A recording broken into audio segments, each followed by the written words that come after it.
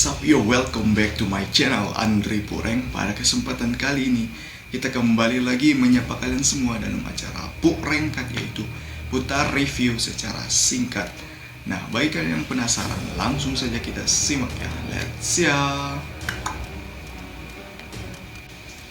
Alright, langsung saja kita breakdown Justice League Snyder Cut versi 2021. Nah, ketika diumumkan Justice League Snyder akan menjadi lebih dari 4 jam lebih lama, para penggemar tidak dirahasiakan bahwa Snyder memilih untuk memecahkan film ke dalam bagian.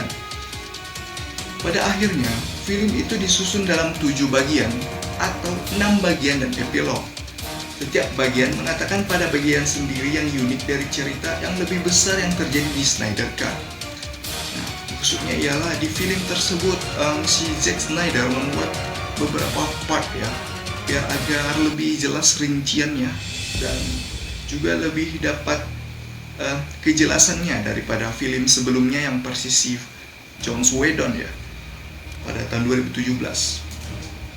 Nah, langsung kita masuk ke bagian pertama, Don't Call It Batman. Ini adalah part pertama dari film ini. Nah, part pertama ini menjelaskan jangan mengandalkan Batman. Bagian terlemah di Justice League milik Zack Snyder kemungkinan besar adalah bagian pertama, berjudul bagian pertama jangan menghitungnya Batman. Bagian ini dimulai dengan pertemuan Batman dengan Aquaman. Nah, si Batman di sini bertemu si Aquaman ya di tempat asalnya si Aquaman lah ya. Seperti biasa si Batman menggunakan helikopternya dan berbagai kekayaannya untuk menjumpai beberapa anggota ataupun untuk membentuk aliansinya untuk melawan ancaman yang datang dari luar sepertinya. Mungkin si Batman sudah mendeteksinya. Nah, si Batman mencoba meyakinkannya untuk bergabung dengan Justice League yang sedang berkembang. Nah, selain itu, penonton melihat Martha Kent kehilangan tanah pertanian keluarganya di Smallville. Nah, si Martha Kent kehilangan tanah pertaniannya serta rumahnya ya. Kalau tidak salah itu disita oleh bank ya. Maka dari itu saya juga nggak tahu kenapa disita oleh bank ya, mungkin karena kematian dari Superman ya, yang membuat ya jadi disita lah intinya aset kekayaan mereka. Wonder Woman juga diperkenalkan dalam urutan aksi heroik. Segera setelah itu, Amazon melawan Stephen Wolf untuk mendapatkan Mother Box mereka dan akhirnya kalah. Nah, di sini, ketiga Mother Box sebenarnya ada di berbagai tempat. Salah satunya ada di Amazon. Tepatnya ialah kaumnya si Wonder Woman. Kaumnya si Wonder Woman yaitu Amazon melawan si Stephen Wolf. Si Stephen Wolf berhasil mendeteksi bahwasannya Mother Box tersebut ada di mereka jaga ya. Sementara itu dengan berbagai perlawanan dari kaum Amazon, tapi Stephen Wolf tetap menang dengan berbagai caranya. Sebenarnya Stephen Wolf ini jago. Ya udahlah kita. Meskipun bagian ini melakukan banyak pekerjaan penting untuk menyiapkan film, ada kekurangannya karena harus melakukan banyak pekerjaan. Fondasi dibangun di bagian ini yang berarti film lebih penting daripada kreatif pada saat ini ya. Nah, kita lanjut ke bagian kedua, The Age of Heroes. Nah, bagian 2, Zaman Pahlawan bukanlah bagian yang penuh aksi seperti beberapa bagian lainnya. Ya sebenarnya di bagian ini sebenarnya perlu sih ya, karena untuk menjelaskan sejarah flashback asal mula penginvasian pertama si Darkseid sebenarnya pada saat ke bumi, tapi mungkin si Darkseid lupa itu nama tempat itu bumi, dan si Darkseid ini sebenarnya mencari anti-life equation. Ada beberapa tetapi masih cukup bagus. Ada beberapa percakapan yang terjadi dalam hal ini, termasuk antara Bruce dan Alfred ya. Alfred asisten dari si Batman, Bruce dan Diana, si Batman dan juga si Wonder Woman, dan Cyborg dan ayahnya. Nah, mereka membahas mengenai beberapa flashback tentang sejarah asal mula. Orang Amazon memperingatkan Diana tentang Steppenwolf, dan Diana memberitahu Bruce seluruh cerita tentang bagaimana kotak ibu berakhir di bumi pada awalnya.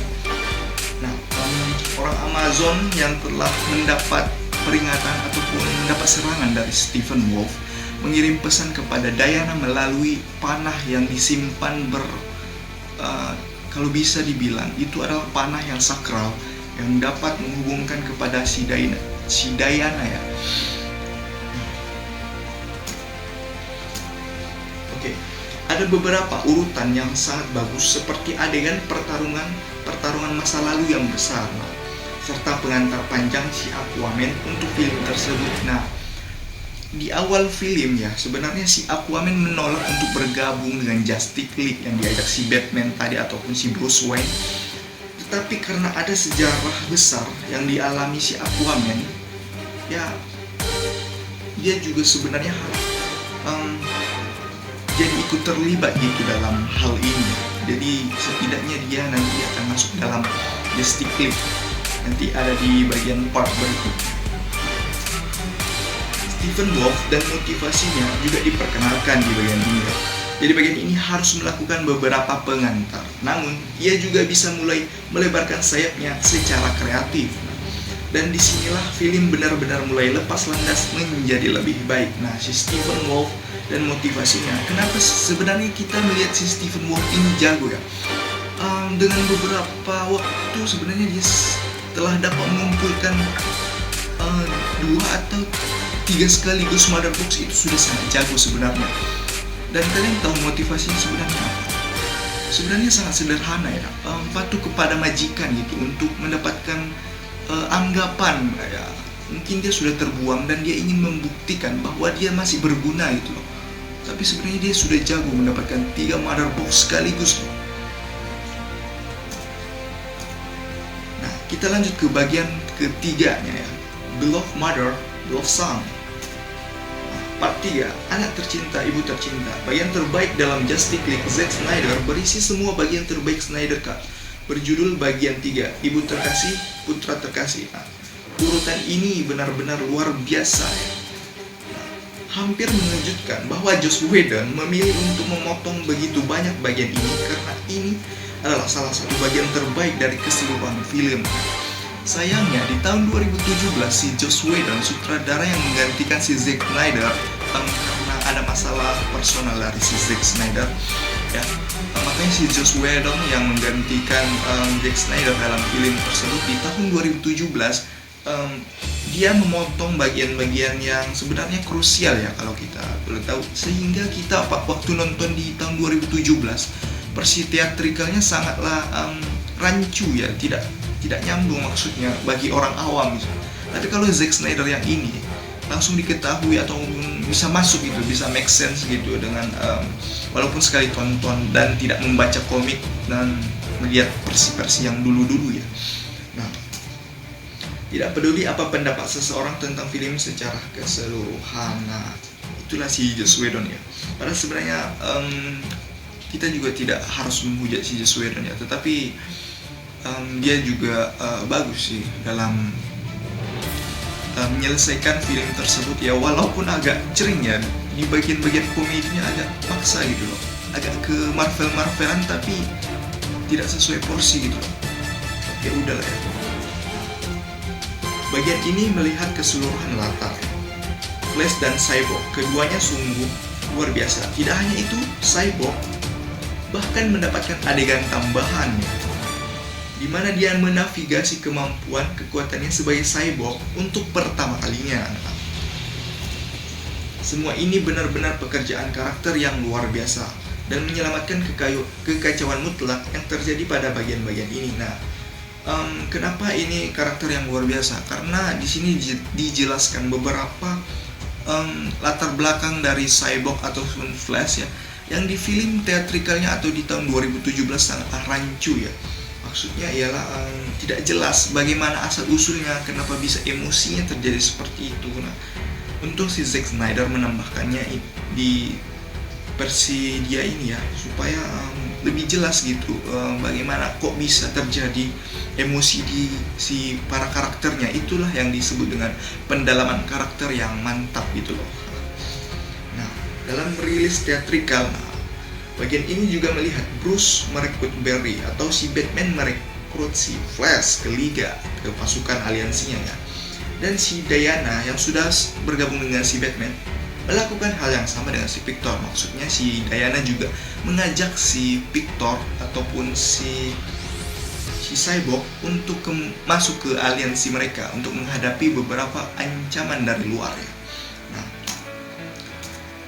Stephen Wolf mengambil Mother Box dari Atlantis di salah satu urutan. Nah, ini mungkin asal mula di mana si Aquaman mau bergabung dengan si Justice League.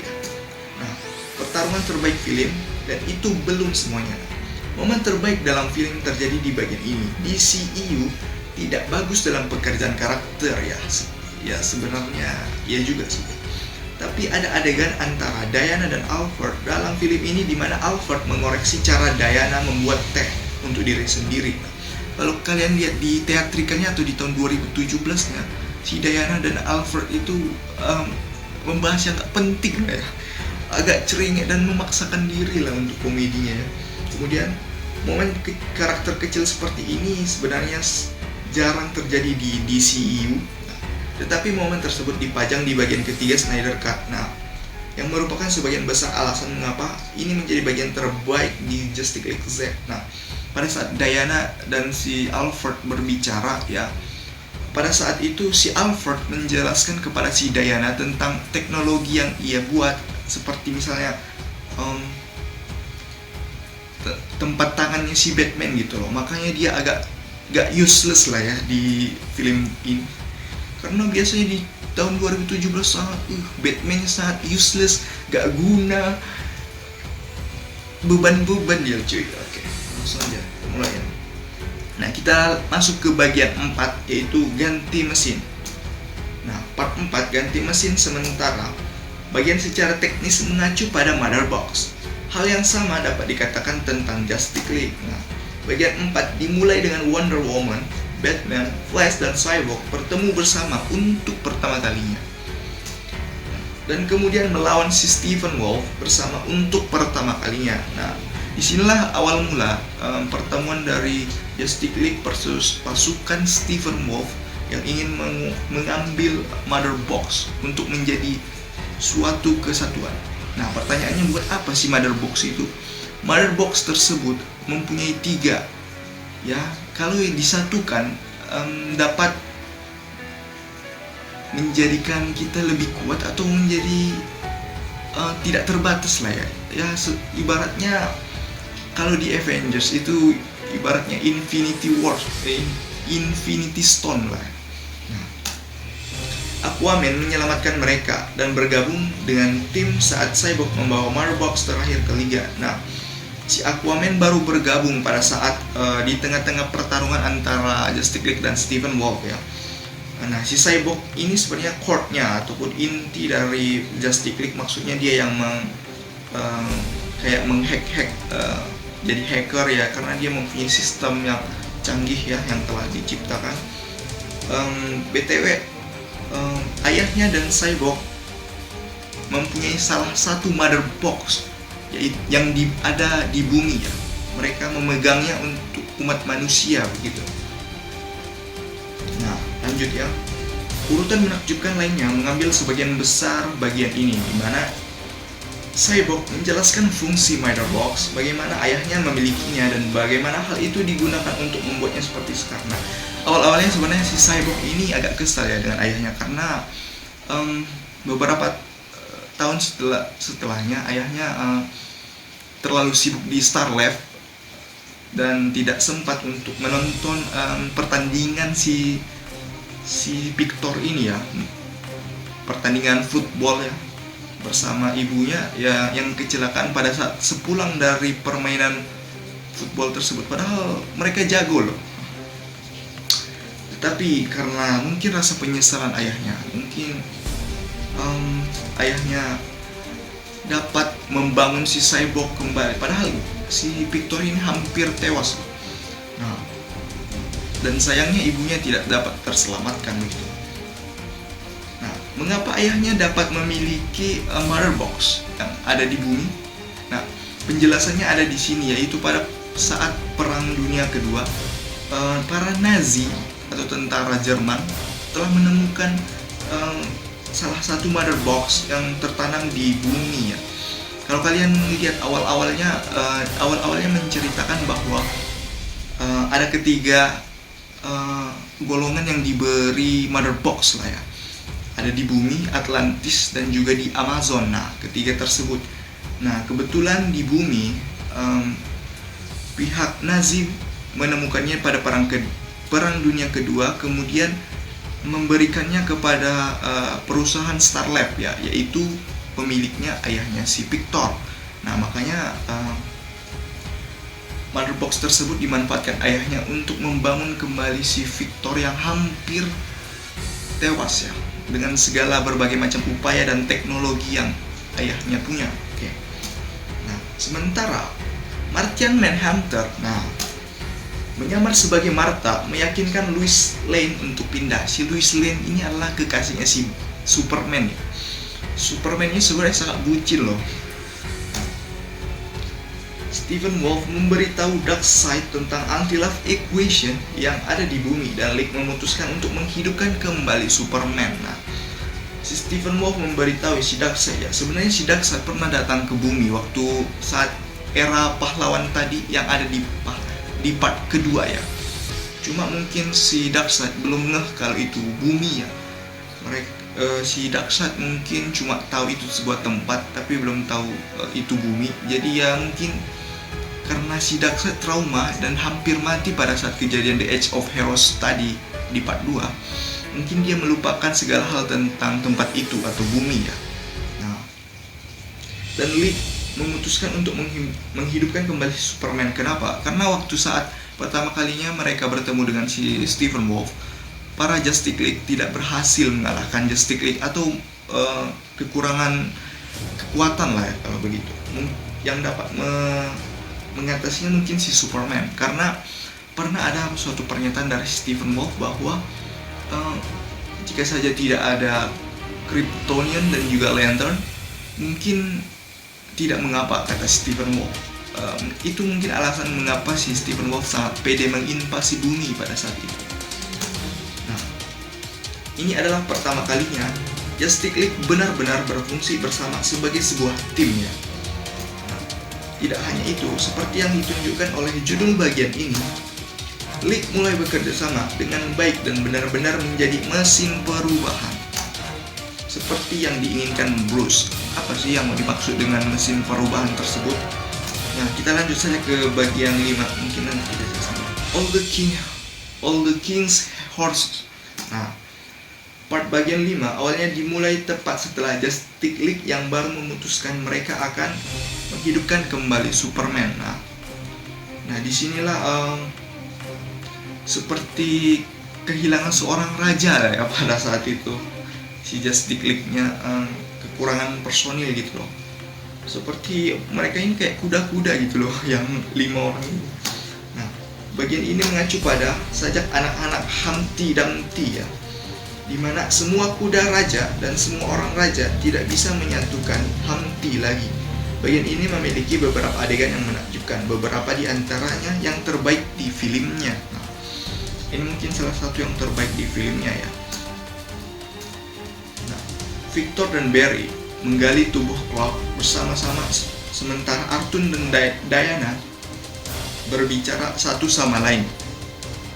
Nah, si Victor atau Cyborg dan Barry atau si Flash menggali kuburan atau makam dari si Clark atau si Superman yang waktu tewas pada saat Batman v Superman di Dawn of Justice ya.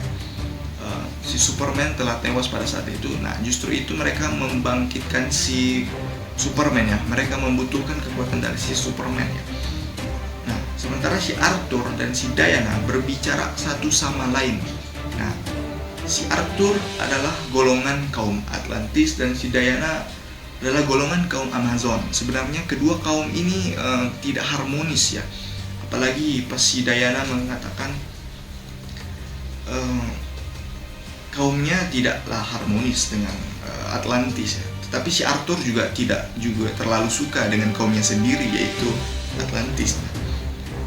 Itu saja percakapan mereka ya pada saat sembari si Victor dan Barry menggali makam dari Superman. Sementara itu Bruce memberitahu Alfred tentang rencananya dan perasaannya tentang apa yang terjadi berikutnya. Tidak hanya itu, tetapi Liga menghidupkan kembali dan melawan Clark di bagian ini. Nah, tidak hanya itu ya, tetapi Liga menghidupkan kembali dan melawan Clark di bagian ini. Nah, waktu saat si Superman telah bangkit, si Superman dapat bangkit karena berkat bantuan dari Mother Box yang dimiliki oleh si Cyborg tadi, yang punya ayahnya tersebut, yang dapat mengaktifkannya. Sebenarnya bukan menghidupkan orang mati kembali, cuma kekuatannya itu mungkin ada dorongan yang dibantu oleh si Flash juga di sini. Si Flash juga berperan GG di film ini karena di film sebelumnya dia cuma jadi badut cuy, sangat lawak dia pokoknya di sana. Tapi di film kali ini dia sangat GG dan perannya sangat vital di film kali ini. Nah pada saat pembangkitan si Superman tersebut ya, sebenarnya tidak mulus-mulus amat ya, karena mereka menghadapi berbagai rintangan seperti si Cyborg yang hilang kendali, yang secara tidak sengaja mengaktifkan sistem otomatis keberadaan yang darurat seperti itu pada saat si Superman telah bangkit ya. Sistemnya berfungsi dengan otomatis dan sehingga menyerang si Superman yang baru bangkit gitu loh, yang baru sadar gitu loh, yang baru memulihkan ingatan, tiba-tiba udah diserang. Nah si Superman mengira itu sebuah ancaman, makanya dia menyerang satu persatu ya anggota Justice League, dan itu merupakan konflik dari Justice League dan si Superman. Nah kita lihat bagaimana cara menanganinya. Nah, si Lois Lane adalah kuncinya. Betul sekali apa kata si The Flash dalam film Batman v Superman yang Dawn of Justice ya. Pada saat itu ada nightmare bahwa si The Flash memperingatkan si Bruce Wayne atau si Batman untuk mengatakan bahwa si Lois Lane adalah kuncinya.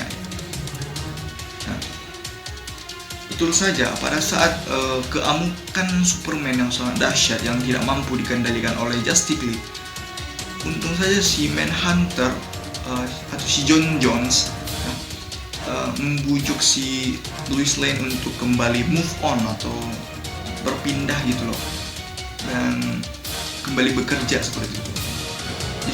Di sela-sela kegiatan tersebut tidak sengaja si Lois Lane keluar dan melihat tiba-tiba si Superman. Nah, langsung saja si Lois Lane menghampiri si Superman dan menenangkan Superman, dan akhirnya si Superman terbang bersamanya kembali ke tempat asalnya ataupun di Smallville ya. Nah, bagian 6 ini adalah bagian terakhir dari film ini ya. Something Darker. Nah, bagian terakhir dalam film ini secara teknis adalah bagian dari belakang film karena epilog terjadi tepat setelah ini. Nah, namun ini adalah bagian terakhir yang berjudul demikian, bagian 6 ya. Something Darker awalnya diyakini mungkin merujuk pada setelan Superman hitam baru milik Superman, tapi ternyata tidak demikian. Sebaliknya, Liga takut bahwa mereka telah membangkitkan sesuatu yang lebih gelap dari mereka yang inginkan. Nah, kalau kita melihat beberapa bocoran dari media sosial ya, misalnya bocoran di Justice League 2 ya, sebenarnya ada sebuah gambaran bahwa Liga takut bahwa mereka telah membangkitkan sesuatu yang gelap, dalam artian ini si Superman yang berhasil dipengaruhi oleh si Darkseid, oleh melalui si Lois Lane. Artinya si Darkseid mempengaruhi si Superman karena si Lois Lane telah mati. Makanya si Flash mengatakan si Lois Lane adalah kuncinya. Nah, oleh sebab itu mungkin si Superman membasmi semua anggota ataupun menjadi bawahan dari si Darkseid. Sementara si Darkseid dalam gambaran si Victor waktu mencegah The Unity atau Mother Box itu agar tidak menjadi suatu kesatuan. Nah, si Victor melihat gambaran bahwa si Wonder Woman mati, si Aquaman juga dibunuh si Darkseid dengan sadis ya. Maka dari itu sangat gambaran yang mengerikan ya, apalagi akhir dari Justice League diperlihatkan di situ. Apalagi si Superman yang di luar kendali karena mungkin matinya Lois Lane dalam adegan si Victor tersebut dalam gambarannya ya, seperti itu. Ada begitu banyak elemen luar biasa untuk bagian 6, tetapi salah satu yang terbaik adalah urutan pertarungan terakhir. Lebih baik di MCU dengan koreografi pertarungan secara keseluruhan, tapi pertarungan terakhir ini agak lemah dalam rilis teatrikal Justice League. Maksudnya pada saat 2017 versi Joss Whedon ya, agak lemah katanya. Snyder Cut mengubah pertarungan dan menyelamatkannya sepenuhnya. Liga bertarung bersama dan membunuh Stephen Wolf dengan Wonder Woman memenggal kepalanya saat dia akhirnya terbang melalui portal rumahnya. Nah, setelah si Superman bangkit ya dan tersadar oleh si Lois Lane ya, akhirnya si Superman bergabung dengan aliansi Justice League dan membantu para pasukan Justice League untuk melawan si Stephen Wolf dan pasukannya. Nah, pada saat itu si Justice League sebenarnya sudah kewalahan karena Stephen Wolf. Nah, tapi untungnya ada si Superman yang sebenarnya OP, tapi tidak terlalu OP seperti di film Justice League sebelumnya ya. Nah, di sini porsinya pas ya.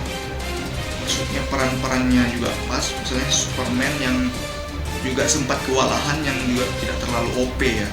Nah, untung saja si The Flash membangkitkan G-Force-nya ataupun melanggar aturannya sendiri ya.